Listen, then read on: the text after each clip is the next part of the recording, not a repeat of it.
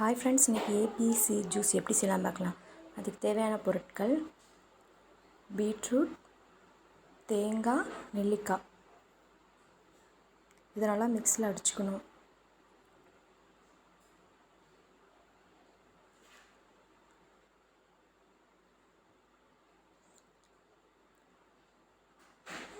கொஞ்சமாக தண்ணி ஊற்றி 1 டம்ளர் அளவு தண்ணி ஊற்றணும். ஊற்றி மிக்ஸியில் நல்லா அடிச்சுக்கணும்.